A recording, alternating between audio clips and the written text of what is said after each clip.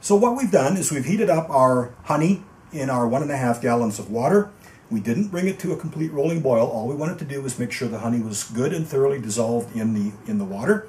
We have added that hot honey water mixture to our fermentation vessel, and we have put in a total of 8 of these jars of this black cherry juice that we had bought from our local health food store. So now, as with any brewing and fermentation, the next step is to chill it down. Normally what I would do in a case like this, if I was making, let's say, beer, I would bring out my copper coiled tubing, I would hook up water flow, and I would immerse that chiller in my hot liquid. I'm going to do something a little bit innovative here, and I generally do this with mead. That liquid in there right now is fairly concentrated. I know that I'm going to have to dilute it anyways.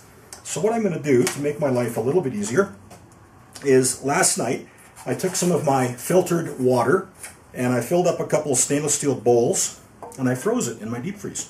So we're going to add some of these blocks of ice right into the mead, like so.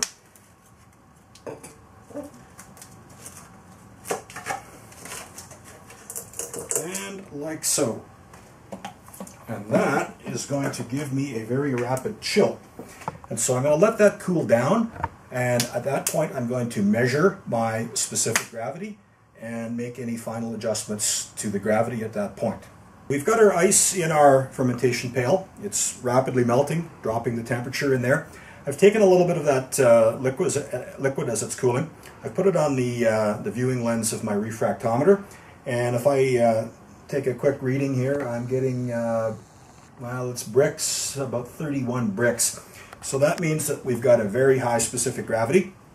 And so what we have to do now is start adding a little bit of water to get that liquid diluted down to a more appropriate specific gravity so that our yeast, when it's pitched, will survive, thrive, and begin the ferment for us. So what I've done is I have added additional water to the fermentation pail, and I added it in small increments. With every increment I took a small sample, put a few drops on the lens of the refractometer.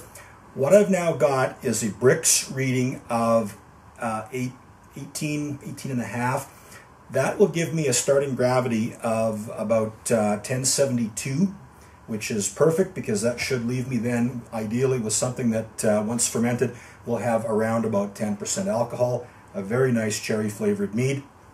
Now the other thing that I did, and you don't have to do this, but I'm a little bit cautious at times. I checked the pH, and I have a very simple pH meter. If I can just reach down here and grab it. This pH meter gives me both temperature and a pH reading. I did notice that my pH was just a shade over 4. Should be okay for the Y yeast, liquid culture yeast, but to err on the side of caution, here's what I did. I took 4 teaspoons of basic Arm & Hammer baking soda, mixed it with a little bit of water to make a slurry, and I added that slurry to my fermentation pail. And I did notice that when I checked the pH again, because baking soda is basic and fruit is acidic, the pH has now gone up to just a bit over 5. So the yeast should be more comfortable with a pH of 5 versus a pH of 4. Temperature has dropped to 25 degrees Celsius, which in Fahrenheit is room temperature.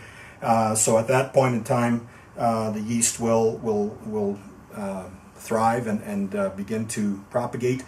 So I'll now be adding my yeast. The fermentation of this will take a good week, maybe 10 days. And at that point, I'll put it into a secondary carboy for a couple of weeks and then bottle it. A quick word about bottling mead.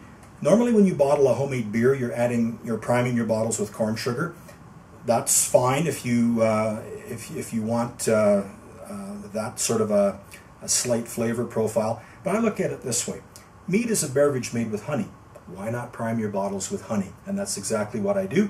And I add around about 150 grams of honey to prime a 5-gallon batch of mead. Works very well, and I don't have to worry about any sort of a corn sugar taste in the background as I'm sampling my mead. And so that brings us to an end of this video. So now you know what to do if you fancy a mead. You don't have to travel the country looking for a brew pub that makes it.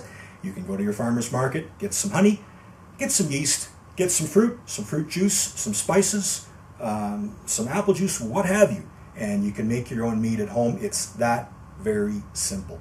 So thanks again for visiting prohibitionuniversity.com, and please be sure to come back to this website frequently to view additional material that we're going to be putting on in the future. Have a great day.